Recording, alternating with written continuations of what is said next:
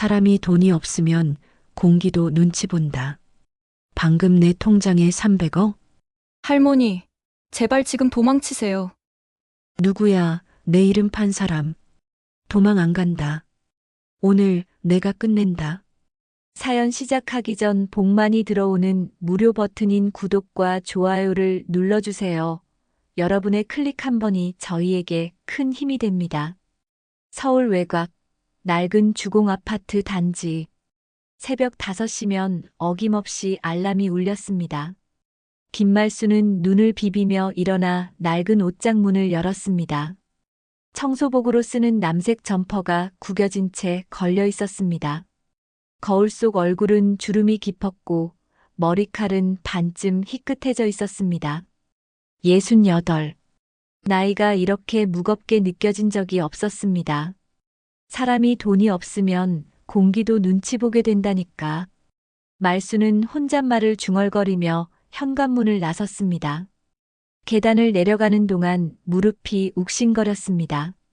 관절염 때문에 병원에 가야 한다는 생각을 했지만 병원비를 생각하면 발걸음이 멈춰졌습니다.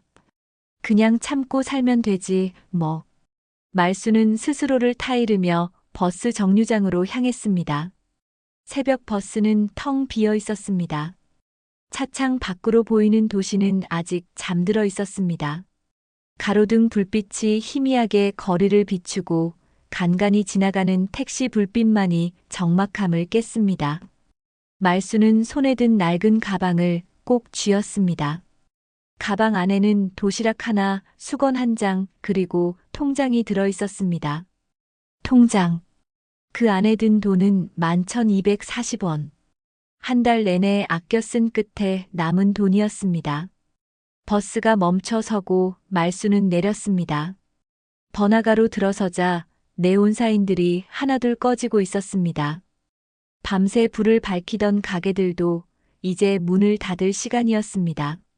대박은행 지점은 그 한복판에 우뚝 서 있었습니다. 유리로 된 건물은 새벽에도 반짝거렸습니다. 말수는 직원 전용 출입구로 들어가 청소 도구함을 꺼냈습니다. 걸레, 유리 세정제, 먼지떨이. 모두 손에 익은 물건들이었습니다.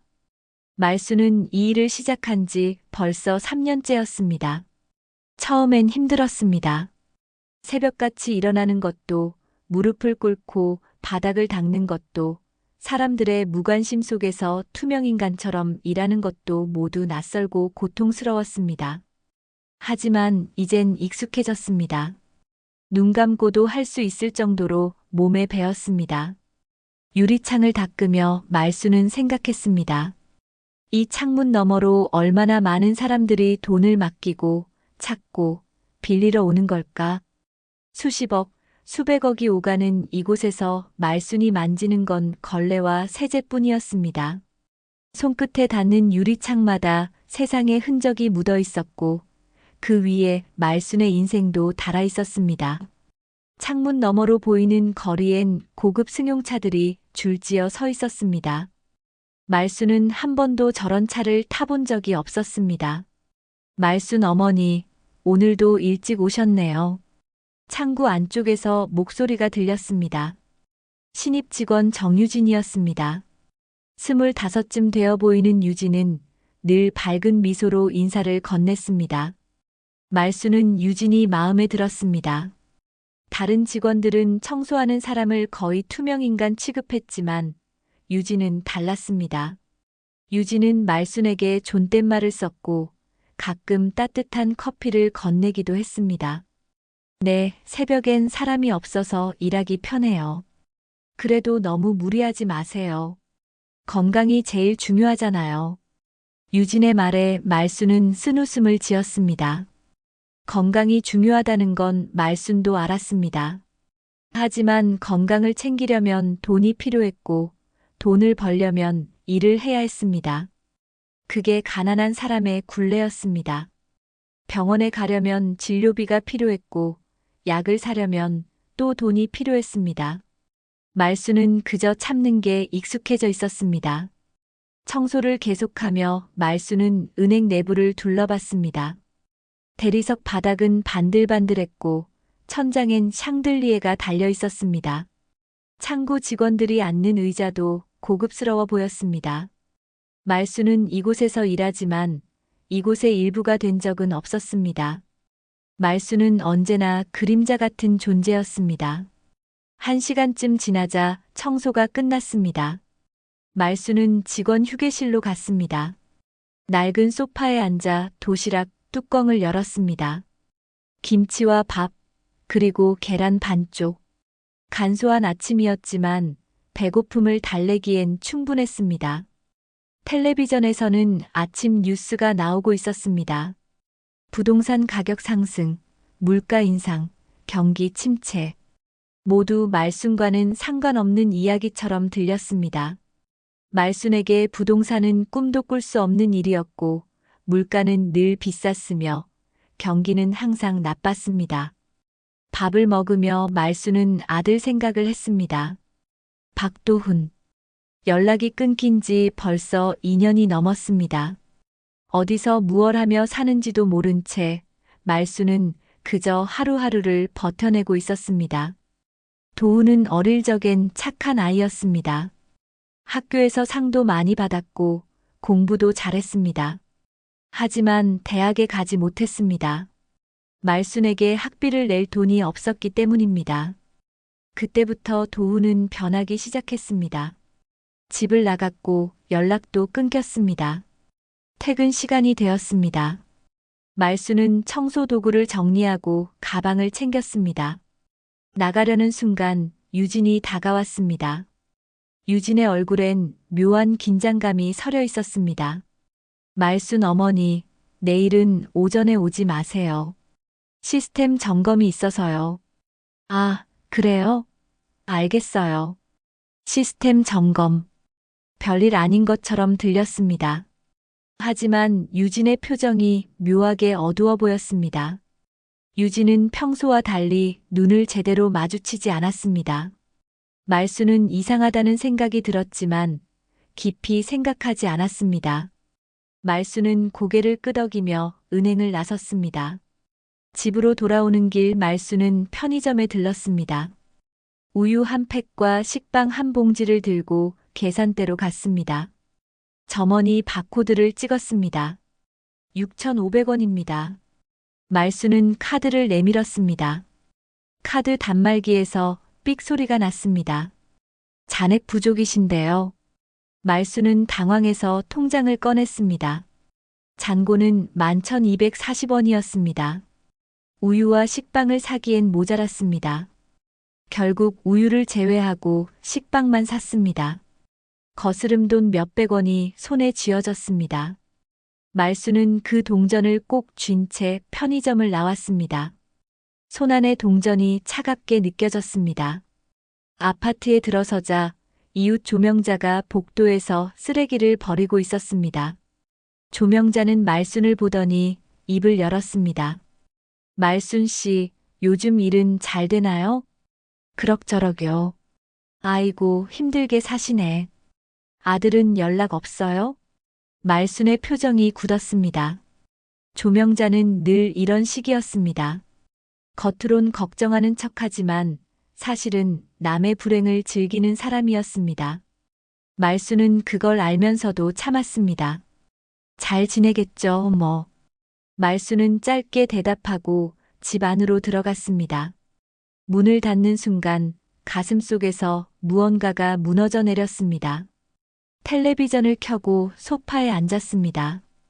화면 속에선 드라마가 나오고 있었습니다. 행복한 가족의 이야기. 말수는 눈을 감았습니다. 텔레비전 소리만 방 안을 가득 채웠습니다. 말수는 통장을 꺼내 들여다봤습니다. 11,240원. 한 달을 버티기엔 턱없이 부족한 돈이었습니다. 다음 날 아침 말수는 평소보다 늦게 일어났습니다. 어제 유진이 오전에 오지 말라고 했던 말이 떠올랐습니다. 시스템 점검. 말수는 침대에 누운 채 천장을 바라봤습니다. 오랜만에 여유로운 아침이었지만 왠지 마음이 편치 않았습니다. 일을 하지 않으면 하루가 허전하게 느껴졌습니다. 9시쯤 되어 말수는 일어나 세수를 했습니다. 거울 속 얼굴은 여전히 피곤해 보였습니다. 부엌으로 가서 식빵 한 조각을 꺼내 물에 적셔 먹었습니다. 목구멍을 넘어가는 식빵이 퍽퍽했습니다. 텔레비전을 켜니 아침 드라마가 나오고 있었습니다. 말수는 멍하니 화면을 바라봤습니다. 그때 휴대폰이 울렸습니다. 말수는 깜짝 놀라 휴대폰을 집어들었습니다. 누가 전화를 걸었나 싶었지만 전화가 아니었습니다. 문자 메시지였습니다. 말수는 노안 때문에 휴대폰 화면을 멀찍이 들고 메시지를 확인했습니다. 입금 300억 원 대박은행. 말수는 눈을 의심했습니다. 300억? 말수는 다시 한번 화면을 들여다봤습니다. 숫자가 너무 길어서 세어봤습니다. 30억도 아니고 300억이었습니다. 아니, 잠깐. 말수는 다시 세어봤습니다.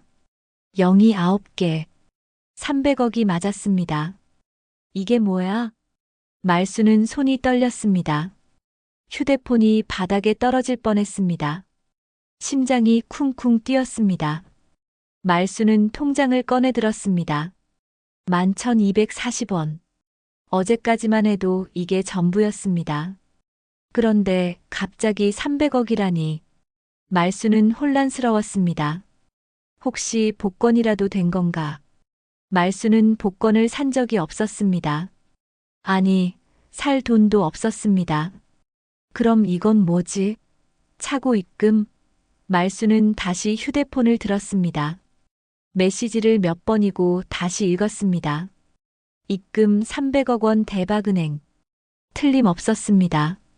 말수는 급히 옷을 걸쳤습니다.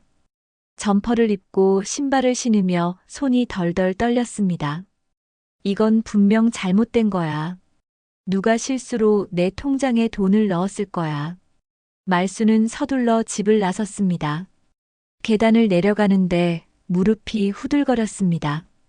관절염 때문이 아니었습니다. 긴장 때문이었습니다. 버스를 타고 대박은행으로 향했습니다. 평소엔 새벽에만 가던 곳을 대낮에 가니 모든 게 낯설었습니다. 버스 안은 사람들로 붐볐습니다. 회사원, 학생, 주부들이 각자의 일상을 살고 있었습니다. 말순만 유일하게 세상이 뒤집힌 것 같았습니다. 은행에 도착했습니다. 유리문을 밀고 들어서자 냉방기 바람이 얼굴을 스쳤습니다. 은행 안은 사람들로 가득했습니다. 번호표를 뽑으려는 순간 창구 안쪽에서 유진이 말순을 발견했습니다. 유진의 얼굴이 하얗게 질렸습니다. 유진은 급히 창구를 나와 말순에게 다가왔습니다. 유진은 말순의 팔을 잡고 구석으로 끌고 갔습니다. 유진의 소나기에 힘이 들어가 있었습니다. 할머니, 조용히 하세요. 여기 오시면 안 돼요. 왜? 내 통장에 돈이 잘못 들어온 것 같은데. 유진은 주변을 살폈습니다. 다른 직원들이 이쪽을 쳐다보지 않는지 확인했습니다. 유진은 목소리를 낮춰 말했습니다. 할머니, 빨리 나가세요. 도망치셔야 돼요. 지금 그 돈 대박은행 안에서 누가 조작한 겁니다. 말수는 유진의 말을 이해할 수 없었습니다. 조작? 누가? 왜? 말순의 머릿속이 하얗게 변했습니다. 무슨 소리예요? 나는 그냥 청소만 했는데. 할머니 통장이 이용된 거예요. 설명할 시간이 없어요. 지금 당장 나가세요. 유진은 말순을 문 쪽으로 밀었습니다. 말순은 비틀거리며 밖으로 나왔습니다. 유리문이 닫히고 말순은 길거리에 멍하니 서 있었습니다. 지나가는 사람들이 말순을 힐끗힐끗 쳐다봤습니다. 말순은 자신이 무슨 잘못을 저지른 사람처럼 느껴졌습니다. 집으로 돌아가는 버스 안에서 말순은 계속 생각했습니다. 내 통장이 이용됐다니. 무슨 뜻이지? 말순은 통장을 만들 때 주민등록증 사본을 제출했던 기억이 났습니다. 혹시 그게 문제였을까? 말수는 가슴이 답답했습니다. 집에 도착했습니다. 현관 앞에 서는 순간 말수는 이상한 기운을 느꼈습니다. 누군가 있는 것 같았습니다. 말수는 조심스럽게 문을 열었습니다. 거실엔 아무도 없었습니다. 하지만 뭔가 달랐습니다. 소파 위에 놓아둔 신문이 조금 움직여져 있었습니다. 말수는 부엌으로 갔습니다. 찬장을 열어 컵을 꺼내려는데 창문 너머로 그림자가 지나갔습니다. 말수는 깜짝 놀라 창문을 열었습니다. 아무도 없었습니다. 말수는 착각이라고 생각하며 물을 마셨습니다. 저녁이 되었습니다. 말수는 텔레비전을 켜고 뉴스를 봤습니다. 경제 뉴스, 사건 사고, 날씨 예보. 모두 평범한 내용이었습니다. 말수는 안심했습니다. 혹시 은행 사건이 뉴스에 나올까봐 걱정했는데 아무 일도 없었습니다. 밤 9시쯤 현관 초인종이 울렸습니다. 말수는 깜짝 놀라 일어났습니다. 이 시간에 누가 찾아올까? 말수는 조심스럽게 문 앞으로 갔습니다. 현관문 구멍으로 밖을 내다봤습니다. 낯선 남자 2명이 서 있었습니다. 양복을 입고 있었고 한 사람은 서류 가방을 들고 있었습니다. 말수는 숨을 죽였습니다. 남자 중 한 명이 초인종을 다시 눌렀습니다. 김말순 씨, 대박은행에서 나왔습니다. 잠깐 얘기 좀 하시죠. 대박은행. 말순의 심장이 쿵 내려앉았습니다. 말수는 문을 열어야 할지 말아야 할지 고민했습니다. 하지만 이대로 피할 수는 없었습니다. 말수는 떨리는 손으로 문고리를 잡았습니다. 문을 조금 열자 남자 2명이 안으로 들어왔습니다. 한 명은 키가 컸고 다른 한 명은 안경을 쓰고 있었습니다. 안경을 쓴 남자가 명함을 내밀었습니다. 대박은행 본사 감사팀 이재훈입니다. 말수는 명함을 받았습니다. 손이 떨려서 명함이 바닥에 떨어졌습니다. 이재훈이 명함을 주워 다시 건넸습니다. 김말순 씨 통장에 오늘 300억이 입금됐습니다. 이에 대해 설명을 들어야겠습니다. 말수는 목이 메었습니다. 무슨 말을 해야 할지 몰랐습니다. 저는 아무것도 몰라요. 갑자기 문자가 와서 키 큰 남자가 거실을 둘러봤습니다. 낡은 소파, 오래된 텔레비전, 벽에 금이 간 벽지. 가난한 집이라는 게 한눈에 보였습니다. 키 큰 남자가 말순을 쳐다봤습니다. 300억을 어디에 쓸 생각이셨습니까? 쓸 생각이라니요. 전 그게 실수인 줄 알고 은행에 갔어요. 이재훈이 서류 가방을 열었습니다. 서류 몇 장을 꺼내 탁자 위에 놓았습니다. 김말순 씨, 솔직하게 말씀하시죠. 누가 시켰습니까? 말수는 서류를 내려다봤습니다. 복잡한 숫자와 도표가 그려져 있었습니다. 말수는 하나도 이해할 수 없었습니다.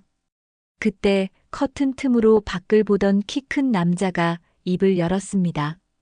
저기 누가 오는 것 같은데요. 이재훈이 창가로 갔습니다. 밖에서 누군가 계단을 올라오고 있었습니다. 발소리가 점점 가까워졌습니다. 현관문 앞에서 발소리가 멈췄습니다. 노크 소리가 들렸습니다. 말수는 문을 열었습니다. 문 밖에 선 사람을 보는 순간 말수는 숨이 멎었습니다. 도훈이, 박도훈이었습니다. 2년 만에 본 아들이었습니다.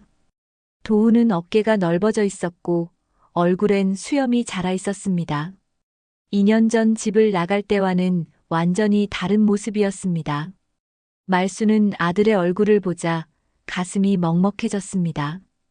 보고 싶었던 얼굴이었습니다. 하지만 지금은 반가운 것보다 두려움이 더 컸습니다. 엄마. 도훈의 목소리는 낮고 침착했습니다. 도훈은 거실 안을 둘러봤습니다. 이재훈과 키 큰 남자가 서 있는 걸 보더니 표정이 굳었습니다. 도훈은 재빨리 말순의 손을 잡고 방으로 끌고 갔습니다. 문을 닫는 소리가 쿵 울렸습니다. 엄마, 지금 나 믿어. 아무 말도 하지 말고 조용히 있어. 말수는 도훈의 얼굴을 빤히 쳐다봤습니다. 아들의 눈빛이 예전과 달랐습니다. 차갑고 날카로웠습니다. 말수는 떨리는 목소리로 물었습니다. 너 왜 이런 데서 일하냐? 대박은행 사람이야? 도훈은 대답하지 않았습니다. 창문 밖을 내다보더니 커튼을 확 닫았습니다. 방 안이 어두워졌습니다. 도훈은 말순의 어깨를 잡고 속삭였습니다. 엄마 통장은 잠깐만 쓴 거야. 금방 돌려놓을게. 그게 무슨 말이야? 내 이름으로 돈을 돌린다고. 말순의 목소리가 커졌습니다. 도훈이 손으로 말순의 입을 막았습니다. 거실에서 이재훈의 목소리가 들렸습니다. 김말순 씨, 괜찮으세요? 도훈은 문 쪽을 돌아봤습니다. 그러고는 말순에게 다가와 더욱 낮은 목소리로 말했습니다. 엄마, 지금은 말 못해. 제발 잠깐만 믿어줘. 너 도대체 무슨 짓을 한 거냐? 도훈의 눈빛이 흔들렸습니다. 도훈은 입술을 깨물었습니다. 무언가 말하려다가 멈췄습니다. 도훈은 고개를 돌렸습니다. 미안해. 그 한마디만 남기고 도훈은 방문을 열었습니다. 거실로 나가더니 이재훈에게 다가갔습니다. 도훈은 주머니에서 명함을 꺼내 건넸습니다. 대박은행 본사 전산팀 박도훈입니다. 이재훈이 명함을 받아들었습니다. 명함을 빤히 쳐다보더니 도훈을 올려다봤습니다. 전산팀? 김말순 씨와 무슨 관계십니까? 제 어머니입니다. 이재훈의 표정이 변했습니다. 키 큰 남자도 도훈을 의심스러운 눈빛으로 쳐다봤습니다. 이재훈이 팔짱을 끼고 말했습니다. 전산팀 직원의 어머니 통장에 300억이 입금됐다. 이거 우연치고는 너무 기막힌데요. 도훈은 아무 대답도 하지 않았습니다. 얼굴엔 아무런 표정도 없었습니다.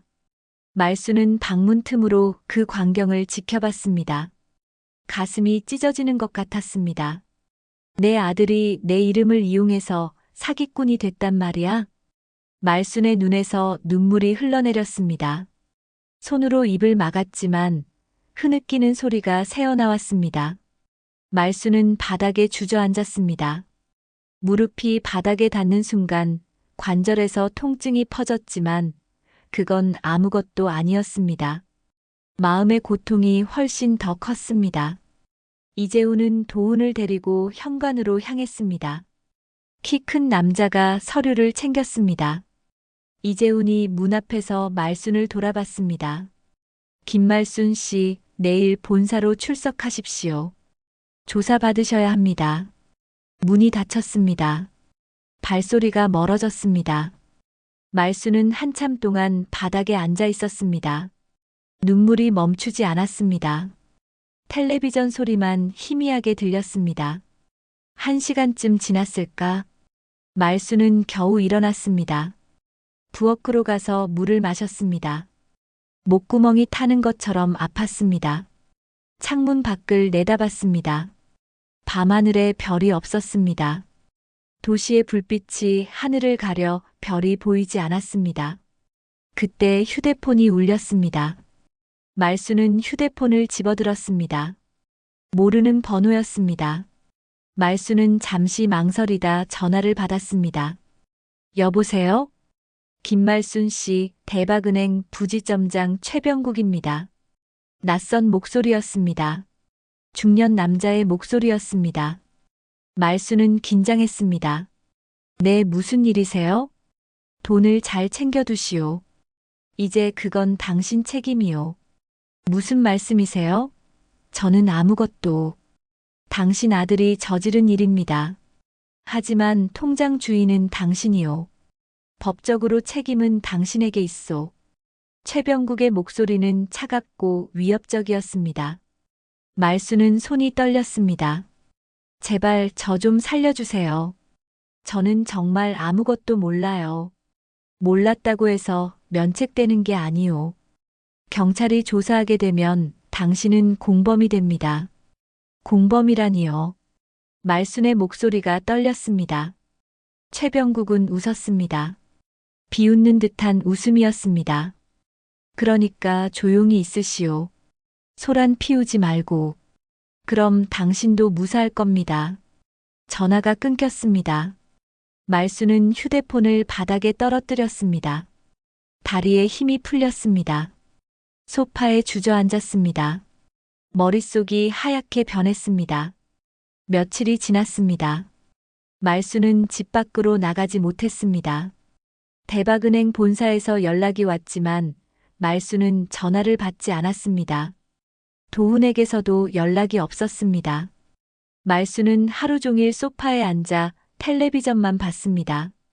화면 속 사람들은 웃고 떠들었지만 말순의 세상은 무너지고 있었습니다.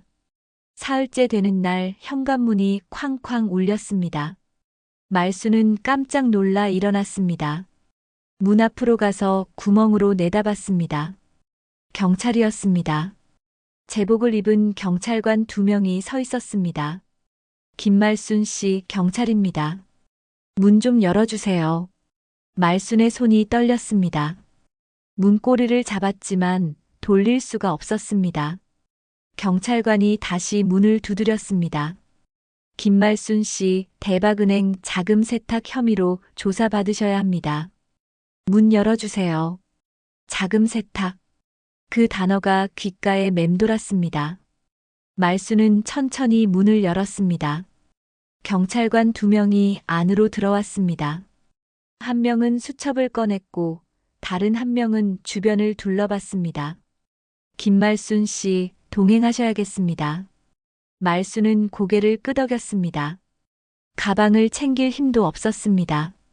그냥 경찰을 따라 집을 나섰습니다. 계단을 내려가는데 이웃들이 문틈으로 내다봤습니다. 조명자가 복도에 서서 말순을 쳐다봤습니다. 조명자의 눈빛엔 호기심과 비웃음이 섞여 있었습니다. 아이고, 그 할머니 통장에 300억이래. 조명자의 목소리가 계단을 타고 울렸습니다. 말순은 고개를 숙인 채 걸었습니다. 경찰차가 아파트 앞에 서 있었습니다. 말순은 뒷자리에 앉았습니다. 차가 출발했습니다. 창밖으로 아파트 단지가 멀어졌습니다.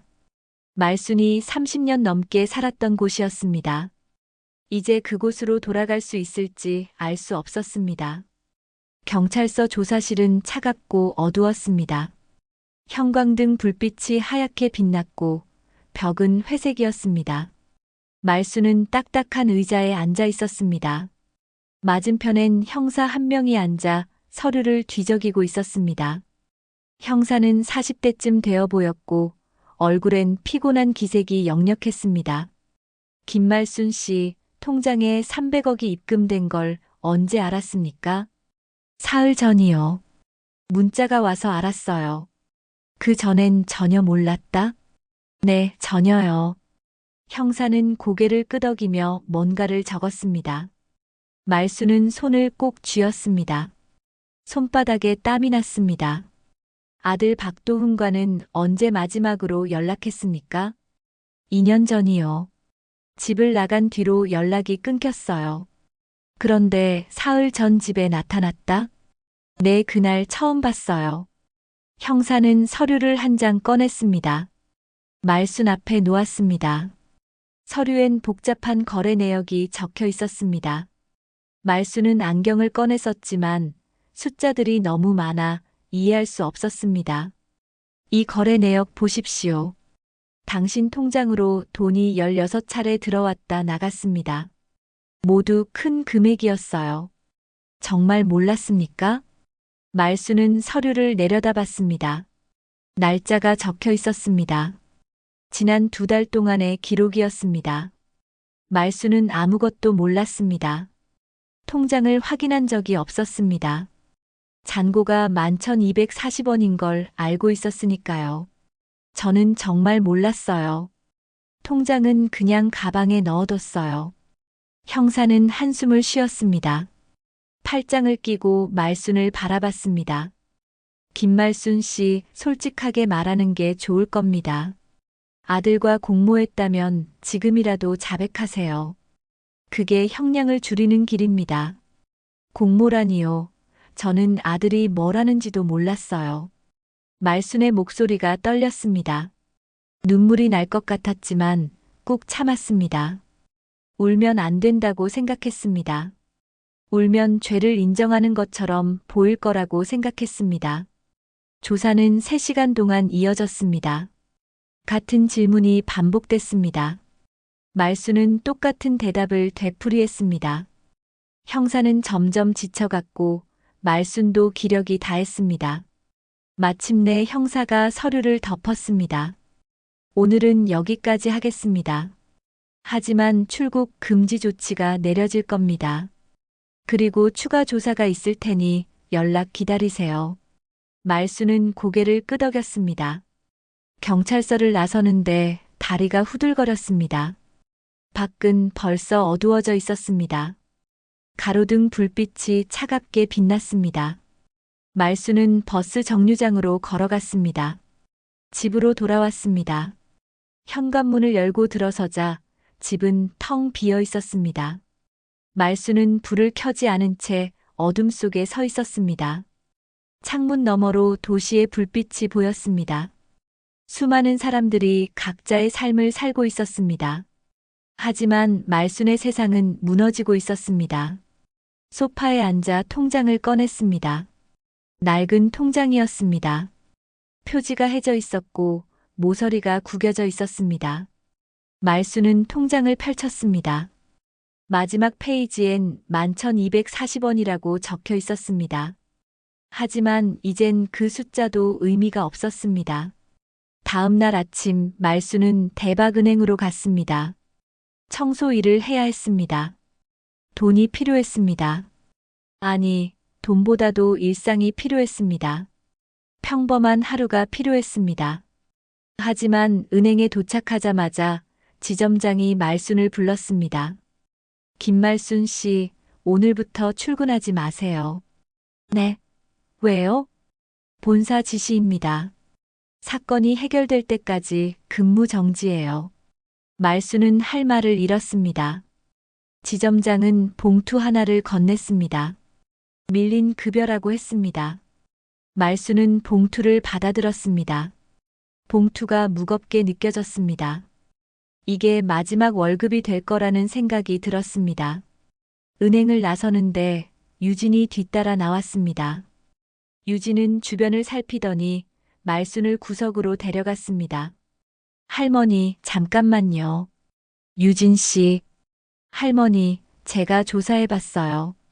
할머니 통장은 내부 세탁용 계좌로 쓰인 거예요. 말순은 유진을 빤히 쳐다봤습니다. 유진은 목소리를 낮췄습니다. 부지점장 최병국이 비자금을 만들 때 쓴 계좌 중 하나예요. 할머니 주민등록증 사본을 이용해서 계좌를 등록했어요. 주민등록증 사본이요? 네, 아마 청소하실 때 남긴 서류가 이용된 것 같아요. 은행 직원들은 신분증 사본을 쉽게 구할 수 있거든요. 말수는 기억을 더듬었습니다. 1년 전쯤 은행에서 직원 신상 서류를 제출하라고 했습니다. 주민등록증 사본도 그때 냈습니다. 그게 이렇게 쓰일 줄은 꿈에도 몰랐습니다. 그럼 내 아들은요? 도훈이도 연루된 건가요? 유진은 잠시 망설였습니다. 입술을 깨물었습니다. 할머니 아드님은 최병국의 비리를 알아낸 것 같아요. 그래서 증거를 찾으려 했던 거예요. 증거를요? 네, 하지만 방법이 잘못됐어요. 불법으로 시스템에 접근했거든요. 그게 문제가 된 거예요. 말수는 고개를 떨구었습니다. 도훈이 나쁜 짓을 한 건 아니었습니다. 하지만 방법이 잘못됐습니다. 법을 어겼습니다. 그리고 어머니의 이름을 이용했습니다. 유진 씨, 도훈이는 지금 어디 있어요? 그건 저도 몰라요. 본사로 소환됐다는 얘기만 들었어요. 유진은 주머니에서 작은 메모지를 꺼냈습니다. 메모지엔 전화번호가 적혀 있었습니다. 할머니, 혹시 도움이 필요하면 이 번호로 연락하세요. 제가 아는 변호사예요. 무료로 상담해 줄 거예요. 말수는 메모지를 받았습니다. 유진의 손이 따뜻했습니다. 말수는 유진에게 고마웠습니다. 이 험한 세상에서 유일하게 손을 내밀어준 사람이었습니다. 집으로 돌아오는 길 말수는 편의점에 들렀습니다. 식빵과 우유를 샀습니다. 계산을 하는데 카드가 승인됐습니다. 급여 봉투 덕분이었습니다. 말수는 편의점을 나와 벤치에 앉았습니다. 우유를 마시며 하늘을 올려다봤습니다. 구름이 빠르게 흘러가고 있었습니다. 그때 휴대폰이 울렸습니다. 모르는 번호였습니다. 말수는 전화를 받았습니다. 엄마. 도훈의 목소리였습니다. 말수는 가슴이 철렁 내려앉았습니다. 도훈아. 엄마, 면회 올 수 있어? 지금 구치소에 있어. 구치소. 그 단어가 말순의 귓가를 때렸습니다. 말수는 눈물이 났습니다. 이번엔 참을 수 없었습니다. 알았다. 갈게. 전화가 끊겼습니다. 말수는 벤치에 앉아 한참을 울었습니다. 지나가는 사람들이 말순을 쳐다봤지만 말수는 신경 쓰지 않았습니다. 그냥 울고 싶었습니다. 마음껏 울고 싶었습니다. 구치소는 도시 외곽에 있었습니다. 버스를 2번 갈아타고 1시간을 가야 도착할 수 있었습니다. 말수는 창밖을 내다보며 생각했습니다. 내 아들이 저런 곳에 갇혀 있다니. 가슴이 미어지는 것 같았습니다. 버스가 덜컹거릴 때마다 말순의 몸도 함께 흔들렸습니다. 구치소 정문 앞에 내렸습니다. 높은 담장이 사방을 둘러싸고 있었습니다. 철조망이 담장 위를 덮고 있었습니다. 말수는 정문으로 걸어갔습니다. 경비원이 신분증을 확인했습니다. 가방을 맡기고 금속 탐지기를 통과했습니다. 모든 게 낯설고 두려웠습니다. 면회실로 안내받았습니다. 좁은 복도를 지나 작은 방으로 들어갔습니다. 방 한가운데엔 투명한 아크릴 판이 세워져 있었습니다. 양쪽에 의자가 놓여 있었고 전화기가 걸려 있었습니다. 말수는 의자에 앉아 기다렸습니다. 손이 떨렸습니다. 철문이 열리는 소리가 들렸습니다. 도훈이 들어왔습니다. 회색 수용복을 입고 있었습니다. 얼굴은 창백했고 눈 밑엔 다크서클이 내려앉아 있었습니다. 도훈은 아크릴 판 너머 의자에 앉았습니다. 전화기를 들었습니다. 말순도 전화기를 들었습니다. 엄마. 도훈의 목소리는 잠겨 있었습니다. 말순은 눈물을 참으며 말했습니다. 괜찮니? 응, 괜찮아. 하지만 도훈의 얼굴은 괜찮아 보이지 않았습니다. 말수는 아크릴 판에 손을 대었습니다. 도훈도 손을 대었습니다. 유리를 사이에 두고 손바닥이 마주했습니다. 따뜻함은 느껴지지 않았습니다. 도훈아, 도대체 무슨 일이니? 엄마한테 얘기해줘. 도훈은 잠시 침묵했습니다. 눈을 감았다가 떴습니다. 그리고 천천히 입을 열었습니다. 엄마, 그 돈은 원래 우리 아빠의 보험금이었어. 말수는 숨이 멎었습니다. 아빠. 말순의 남편. 도훈의 아버지. 10년 전 교통사고로 세상을 떠난 사람이었습니다. 보험금이라니 무슨 소리야? 아빠가 돌아가셨을 때 보험금이 2억 원 나왔어. 엄마는 몰랐겠지만 그 돈이 대박은행을 통해 지급되기로 돼 있었어. 말수는 기억을 더듬었습니다. 10년 전 남편이 사고로 죽었을 때 보험회사에서 연락이 왔었습니다. 하지만 서류가 복잡했고 말수는 글을 잘 읽지 못했습니다. 은행 직원이 도와준다고 했었습니다. 그 직원이 바로 최병국이었습니다. 최병국이 그 돈을 가로챘어. 엄마 명의로 된 계좌를 만들어서 돈을 빼돌렸어. 그리고 엄마한테는 서류가 잘못됐다고 거짓말했지. 말수는 그때를 떠올렸습니다. 최병국이 말했습니다. 서류에 문제가 있어서 보험금을 받을 수 없다고. 말수는 그 말을 믿었습니다. 법도 잘 모르고 글도 잘 읽지 못하는 말순에게 최병국의 말은 진실처럼 들렸습니다. 그래서 내가 그 돈을 되찾으려 한 거니? 도우는 고개를 끄덕였습니다. 눈에 눈물이 고였습니다. 난 전산팀에 들어가서 증거를 찾으려 했어. 최병국의 비리를 밝혀내려고. 그래서 엄마 명의 계좌들을 추적했어. 그런데 왜 불법으로? 합법적으론 안 됐어. 최병국은 증거를 다 숨겼거든. 그래서 내가 직접 시스템에 들어가서 자료를 찾았어.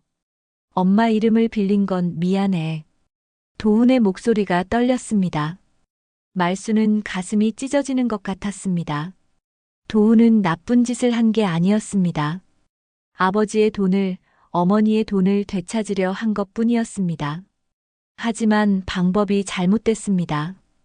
도훈아, 엄마는 돈 같은 건 필요 없어. 내가 무사하기만 하면 돼. 엄마, 미안해. 내가 제대로 못해서 엄마까지 힘들게 만들었어. 말수는 눈물을 닦았습니다. 아크릴 판 너머 도훈도 눈물을 흘리고 있었습니다. 모자는 한참 동안 아무 말 없이 서로를 바라봤습니다. 도훈아, 우리 이제 어떻게 해야 하니? 엄마, 증거가 필요해. 최병국의 비리를 증명할 수 있는 증거. 그게 있으면 우리 둘 다 무죄를 입증할 수 있어. 증거가 어디 있는데? 은행 본사 서버에 있어. 하지만 내가 갇혀 있으니까 못 가. 말수는 생각했습니다. 유진이 떠올랐습니다. 유진도 최병국의 비리를 알고 있다고 했습니다. 혹시 유진이 도울 수 있을까? 도훈아, 유진이라는 직원 알아? 신입 직원. 유진? 정유진? 응, 그 친구가 나한테 도움을 주겠다고 했어. 도훈의 표정이 밝아졌습니다. 희망이 보이는 것 같았습니다. 엄마, 유진한테 가봐. 유진은 전산팀 출신이야. 내가 하던 일을 알고 있을 거야. 알았어. 엄마가 한번 찾아가 볼게. 면회 시간이 끝났습니다. 교도관이 들어와 도훈을 데려가려 했습니다. 도훈은 일어나며 말했습니다. 엄마, 조심해. 최병국은 위험한 사람이야. 알았어. 너도 안에서 조심하고. 도훈이 문을 나갔습니다. 철문이 닫히는 소리가 쿵 울렸습니다. 말수는 한참 동안 빈 의자를 바라봤습니다. 전화기를 내려놓고 밖으로 나왔습니다. 구치소를 나와 버스 정류장으로 걸어가는데 휴대폰이 울렸습니다. 유진이었습니다. 할머니, 저예요. 지금 어디세요? 구치소에서 나오는 길이에요. 할머니, 급한 일이 생겼어요. 제가 지금 할머니를 만나야 할 것 같아요. 유진의 목소리가 급했습니다. 말수는 가슴이 쿵 내려앉았습니다. 무슨 일인데요? 전화로는 얘기 못해요. 제가 할머니 집으로 갈게요. 1시간 뒤에 뵙죠. 전화가 끊겼습니다. 말수는 서둘러 버스에 올랐습니다. 창밖 풍경이 빠르게 지나갔지만 말순의 눈엔 아무것도 들어오지 않았습니다. 유진이 무슨 말을 할지, 무슨 일이 생긴 건지 온통 그 생각뿐이었습니다. 집에 도착했습니다. 현관문을 열고 들어가 불을 켰습니다. 시계를 봤습니다. 유진이 오기까지 30분 남았습니다. 말수는 부엌으로 가서 물을 끓였습니다. 커피를 타서 2잔 준비했습니다. 그러고는 소파에 앉아 기다렸습니다. 정확히 1시간 뒤 초인종이 울렸습니다. 말수는 문을 열었습니다. 유진이 서 있었습니다. 유진의 얼굴은 긴장으로 굳어 있었고 손엔 작은 가방을 들고 있었습니다. 할머니, 들어가도 될까요? 그럼요, 어서 들어와요. 유진이 들어왔습니다. 주변을 살피더니 커튼을 확 닫았습니다. 그리고 가방에서 작은 기계를 꺼냈습니다. 기계를 켜더니 방 안을 둘러봤습니다. 뭐 하는 거예요? 도청 장치 확인하는 거예요. 혹시 몰라서요. 말수는 놀랐습니다. 도청 장치라니. 유진은 기계로 방 구석구석을 살폈습니다. 다행히 아무것도 발견되지 않았습니다. 유진은 안도하며 소파에 앉았습니다. 할머니, 제가 중요한 걸 찾았어요.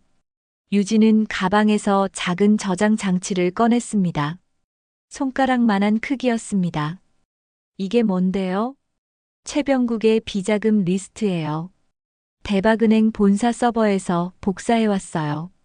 말수는 저장 장치를 받아들었습니다.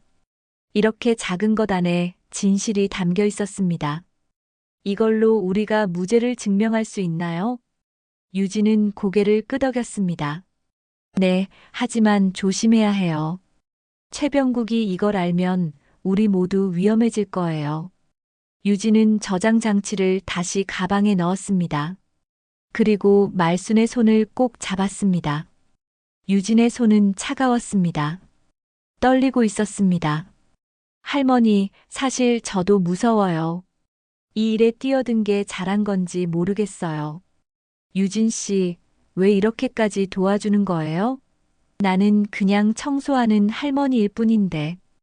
유진은 잠시 말을 멈췄습니다. 눈을 감았다가 떴습니다. 입술을 깨물었습니다. 제 아버지도 대박은행에서 일하셨어요. 15년 전에 돌아가셨어요. 말수는 유진을 바라봤습니다. 유진의 눈에 슬픔이 가득했습니다. 아버지는 은행 내부 비리를 발견했어요. 그걸 고발하려다가 사고를 당하셨어요. 교통사고였죠. 그게 경찰은 단순 사고라고 했어요. 하지만 전 믿을 수 없었어요. 아버지가 돌아가시기 며칠 전에 저한테 말씀하셨거든요. 은행에서 이상한 일이 벌어지고 있다고. 조심해야 한다고. 유진의 목소리가 떨렸습니다. 말수는 유진의 손을 꼭 잡았습니다. 그래서 제가 대박은행에 입사했어요. 아버지가 발견한 그 비리를 밝혀내기 위해서요. 그러다 할머니 일을 알게 됐어요. 도훈 씨가 하던 일도요. 유진 씨, 할머니, 우리 함께 싸워요. 최병국을 법 앞에 세워야 해요. 말수는 고개를 끄덕였습니다. 가슴 속에서 뭔가 뜨거운 게 올라왔습니다. 분노였습니다. 10년 동안 억눌렀던 분노였습니다. 남편을 잃고 보험금도 받지 못하고 아들마저 감옥에 갇힌 채 살아온 세월. 그 모든 게 최병국 때문이었습니다. 그래요. 싸우죠. 이제 더는 당하고만 살 순 없어요. 유진은 미소를 지었습니다. 희망이 보였습니다. 둘은 계획을 세우기 시작했습니다. 저장 장치 안의 자료를 경찰에 넘겨야 했습니다. 하지만 조심해야 했습니다. 최병국이 눈치채면 증거를 없앨 수도 있었습니다. 할머니, 내일 아침에 경찰서로 가요. 제가 함께 갈게요. 고마워요, 유진 씨. 유진은 일어섰습니다. 가방을 메고 문 쪽으로 갔습니다. 문을 열려는 순간 밖에서 발소리가 들렸습니다. 유진은 재빨리 문을 닫았습니다. 말순과 눈이 마주쳤습니다. 둘 다 숨을 죽였습니다. 발소리가 가까워졌습니다. 현관 앞에서 멈췄습니다. 노크 소리가 울렸습니다. 쾅쾅쾅. 거칠게 두드리는 소리였습니다. 김말순 씨 계시죠? 문 좀 열어주세요. 남자의 목소리였습니다. 낯선 목소리였습니다. 말순은 유진을 쳐다봤습니다. 유진이 고개를 저었습니다. 열지 말라는 신호였습니다. 김말순 씨, 대박은행 본사에서 왔습니다. 중요한 얘기가 있어서요. 말순은 문구멍으로 밖을 내다봤습니다. 양복 입은 남자 3명이 서 있었습니다.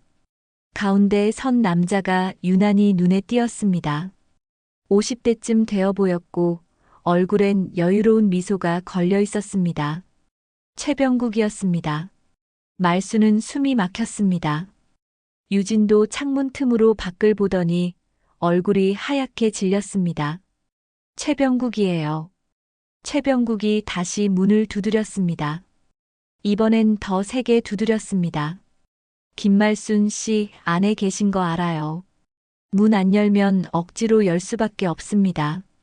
유진은 재빨리 주변을 살폈습니다. 뒷문은 없었습니다. 창문으로 나가기엔 너무 높았습니다. 갇힌 것이나 다름없었습니다. 말수는 결심했습니다. 문을 열기로 했습니다. 도망칠 수 없다면 맞서야 했습니다. 말수는 문고리를 잡았습니다. 유진이 말순의 팔을 잡았습니다. 할머니, 위험해요. 괜찮아요. 우리한테 증거가 있잖아요. 말수는 문을 열었습니다. 최병국이 웃으며 들어왔습니다. 뒤따라 두 남자도 들어왔습니다. 최병국은 거실을 둘러봤습니다. 유진을 보더니 미소가 더 짙어졌습니다. 정유진 씨도 여기 있네요. 잘 됐습니다. 둘 다 만나려던 참이었는데. 최병국은 소파에 앉았습니다. 허락도 받지 않고 앉았습니다. 말순과 유진은 서 있었습니다. 김말순 씨, 오해가 있는 것 같아서 직접 찾아왔습니다. 무슨 오해요? 당신 통장에 들어간 돈 말이요. 그건 실수였어요. 전산 오류였죠. 최병국의 말투는 부드러웠지만 눈빛은 차갑고 위협적이었습니다. 전산 오류라니요. 명백한 범죄 아닙니까? 유진이 끼어들었습니다. 최병국은 유진을 쳐다봤습니다. 정유진 씨, 당신 아버지 생각 안 나요? 괜히 나섰다가 어떻게 됐는지. 유진의 얼굴이 굳었습니다. 최병국의 말은 명백한 협박이었습니다. 말수는 주먹을 꽉 쥐었습니다. 우리 남편도 그렇게 죽인 거요? 최병국은 웃었습니다. 비웃는 듯한 웃음이었습니다. 김말순 씨, 증거도 없이 함부로 말하면 명예훼손이요. 조심하시는 게 좋을 겁니다. 증거가 없다고요? 우리한테 다 있어요. 유진이 소리쳤습니다. 최병국의 표정이 변했습니다. 웃음이 사라졌습니다. 증거, 무슨 증거 말이오? 유진은 가방을 열려고 했습니다. 하지만 최병국 뒤에 서 있던 남자가 재빨리 달려와 유진의 가방을 낚아챘습니다. 유진은 비명을 질렀습니다. 돌려줘요. 남자는 가방을 뒤졌습니다. 저장 장치를 꺼내 최병국에게 건넸습니다. 최병국은 저장 장치를 들여다봤습니다. 입가에 다시 미소가 번졌습니다. 이게 증거라는 거요? 이건 불법으로 취득한 자료잖소. 법정에선 증거로 인정도 안 돼요. 최병국은 저장 장치를 주머니에 넣었습니다. 말순과 유진은 절망했습니다. 유일한 증거가 사라졌습니다. 김말순 씨, 정유진 씨, 잘 들으시오. 이 일은 여기서 끝내는 게 좋아요. 괜히 소란 피우면 둘 다 다칩니다. 최병국은 일어났습니다. 문 쪽으로 걸어갔습니다. 두 남자도 따라갔습니다. 문 앞에서 최병국이 돌아봤습니다. 아, 그리고 박도훈 씨 말이요. 구치소에서 잘 지내고 있나 모르겠네요. 안에선 무슨 일이 일어날지 모르니까 조심하시는 게 좋을 겁니다. 말수는 가슴이 철렁 내려앉았습니다. 도훈을 위협하는 말이었습니다. 최병국은 웃으며 나갔습니다. 문이 닫혔습니다. 말수는 주저앉았습니다. 유진도 소파에 무너져 앉았습니다. 둘 다 할 말을 잃었습니다. 희망이 사라진 것 같았습니다. 한참을 침묵이 흘렀습니다. 유진이 먼저 입을 열었습니다. 할머니 저장 장치는 빼앗겼지만 백업이 있어요. 말수는 고개를 들었습니다. 유진이 휴대폰을 꺼냈습니다. 전 모든 자료를 클라우드에도 올려뒀어요. 최병국이 저장 장치를 가져가도 소용없어요. 말순의 눈에 다시 빛이 돌아왔습니다. 유진은 웃었습니다. 할머니, 아직 끝난 게 아니에요. 우리 계속 싸워요. 말순은 유진의 손을 잡았습니다. 둘은 서로를 바라보며 고개를 끄덕였습니다. 아직 희망은 남아 있었습니다. 다음 날 아침 7시, 말순과 유진은 경찰서 앞에 서 있었습니다. 회색 건물이 아침 햇살을 받아 차갑게 빛났습니다. 말순은 긴장한 얼굴로 유진을 바라봤습니다. 유진은 가방 안에 노트북을 넣고 왔습니다. 클라우드에 저장된 자료를 보여주기 위해서였습니다. 할머니, 준비됐어요? 응, 가자. 둘은 경찰서 안으로 들어갔습니다. 민원실 직원에게 고발장을 제출하겠다고 말했습니다. 직원은 번호표를 건넸습니다. 대기실에 앉아 기다렸습니다. 사람들이 오갔습니다. 누군가는 울고 있었고 누군가는 화를 내고 있었습니다. 각자의 사연을 안고 이곳에 온 사람들이었습니다. 30분쯤 지나 번호가 불렸습니다. 말순과 유진은 상담실로 들어갔습니다. 책상 너머에 형사 한 명이 앉아 있었습니다. 40대 초반쯤 되어 보이는 남자였습니다.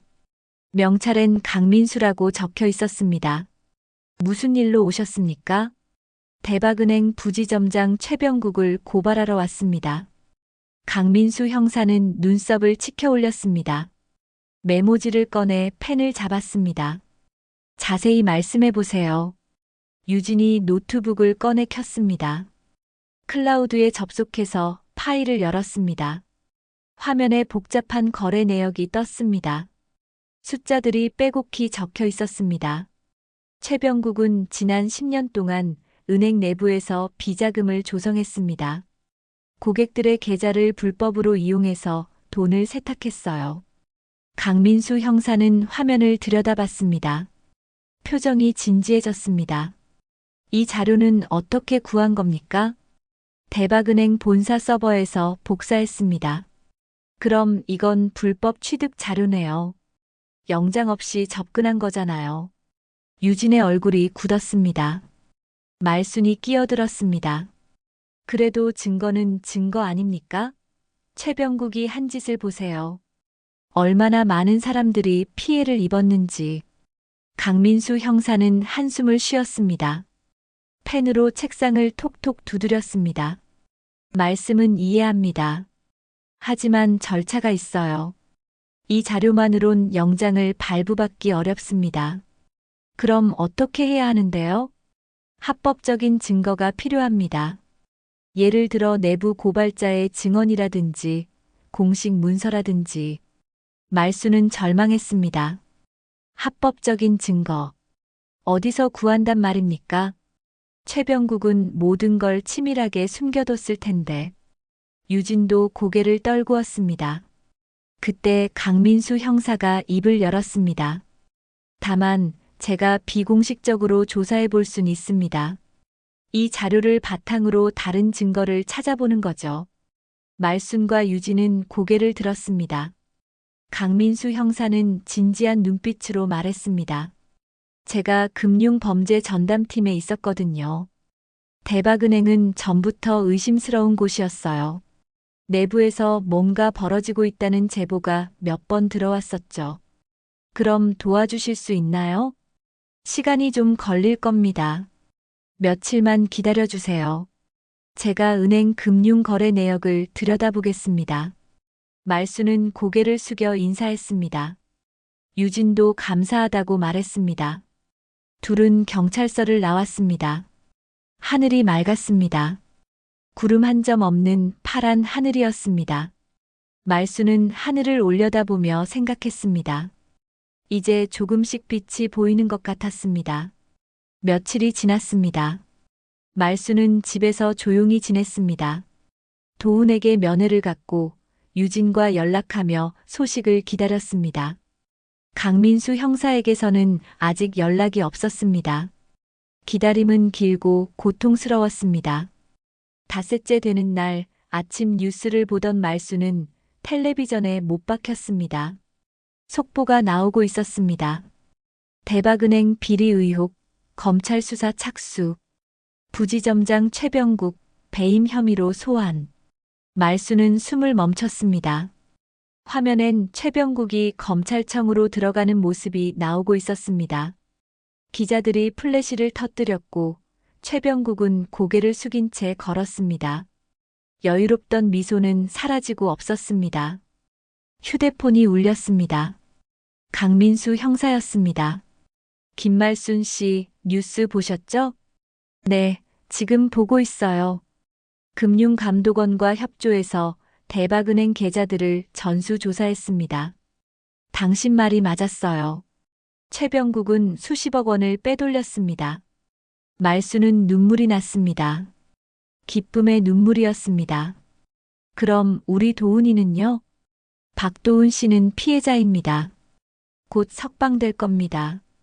당신도 무혐의 처리될 거예요. 말수는 전화기를 꼭 쥐었습니다. 가슴이 터질 것 같았습니다. 10년을 기다렸습니다. 10년을 참았습니다. 이제야 정의가 실현되는 것 같았습니다. 형사님, 정말 감사합니다. 제가 할 일을 한 것뿐입니다. 용기 내주셔서 감사합니다. 전화가 끊겼습니다. 말수는 소파에 주저앉았습니다. 눈물이 멈추지 않았습니다. 이번엔 슬픔이 아니었습니다. 안도였습니다. 해방이었습니다. 오후가 되자 유진이 찾아왔습니다. 유진도 눈물을 흘리고 있었습니다. 둘은 껴안았습니다. 말없이 한참을 안고 있었습니다. 할머니, 우리 해냈어요. 그래, 해냈어. 고마워, 유진아. 저녁 무렵 구치소에서 연락이 왔습니다. 도훈이 석방된다는 소식이었습니다. 말순과 유진은 서둘러 구치소로 향했습니다. 버스를 타고 1시간을 달렸습니다. 해가 지고 있었습니다. 노을이 하늘을 붉게 물들였습니다. 구치소 정문 앞에 도착했습니다. 철문이 열리고 도훈이 나왔습니다. 회색 수용복이 아닌 평상복을 입고 있었습니다. 도훈은 말순을 보자마자 달려왔습니다. 엄마. 말순은 도훈을 껴안았습니다. 도훈의 어깨가 떨렸습니다. 울고 있었습니다. 말순도 울었습니다. 모자는 한참을 안고 울었습니다. 엄마, 미안해. 정말 미안해. 괜찮아. 다 끝났어. 이제 괜찮아. 도훈은 유진을 봤습니다. 유진도 눈물을 닦고 있었습니다. 유진 씨, 고마워요. 당신 덕분에 우리가 살았어요. 아니에요. 할머니가 용기 내주셨어요. 셋은 함께 버스를 탔습니다. 집으로 돌아가는 길이었습니다. 창밖으론 어둠이 내렸고 가로등이 하나씩 켜지고 있었습니다. 말수는 창밖을 바라보며 생각했습니다. 긴 악몽이 끝났다고. 이제 새로운 시작이라고. 집에 도착했습니다. 현관문을 열고 들어서는데 불을 켰습니다. 오랜만에 집이 밝게 느껴졌습니다. 도훈은 거실을 둘러봤습니다. 모든 게 그대로였습니다. 낡은 소파, 오래된 텔레비전, 금간 벽지. 하지만 이젠 따뜻하게 느껴졌습니다. 엄마, 배고프지? 내가 저녁 만들게. 아니야, 엄마가 할게. 너는 쉬어.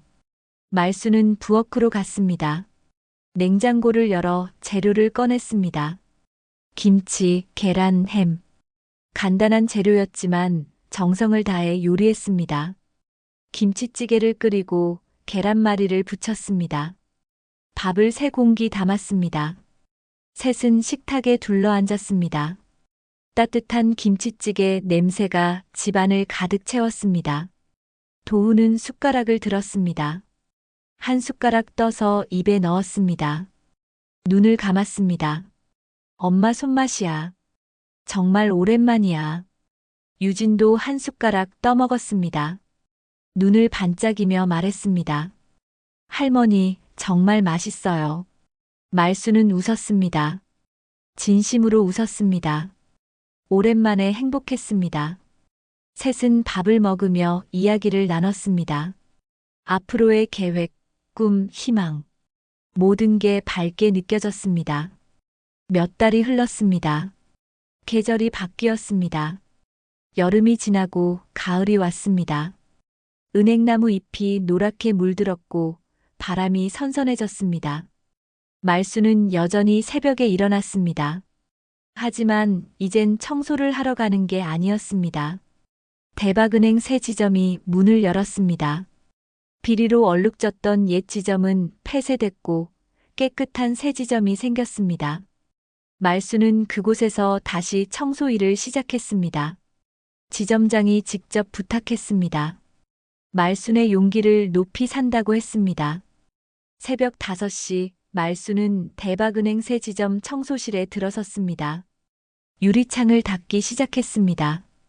손에 익은 동작이었습니다. 걸레를 움직일 때마다 유리창이 반짝거렸습니다. 햇살이 들어와 바닥을 비쳤습니다. 통장 잔고는 다시 11,240원이었습니다. 최병국이 빼돌린 돈은 법원 판결로 피해자들에게 돌아갔습니다. 말순도 보험금을 받았습니다. 2억 원. 10년 만에 돌려받은 돈이었습니다. 하지만 말순은 그 돈을 모두 기부했습니다. 금융 사기 피해자들을 돕는 단체에 전액 기부했습니다. 사람들은 놀랐습니다. 왜 그렇게 큰 돈을 기부하냐고 물었습니다. 돈이 많다고 인생이 대박인 건 아니에요. 무서울 때 도망치지 않는 사람, 그게 진짜 부자죠. 말순의 말은 뉴스에 나왔습니다. 사람들은 감동했습니다. 말순은 유명해졌습니다. 하지만 말순은 여전히 새벽에 일어나 청소를 했습니다. 평범한 일상이 좋았습니다. 특별한 게 아니라 평범한 게 행복이라는 걸 알았습니다. 청소를 마치고 휴게실로 갔습니다. 소파에 앉아 도시락을 열었습니다. 김치와 밥, 그리고 계란말이. 도훈이 아침마다 싸준 도시락이었습니다.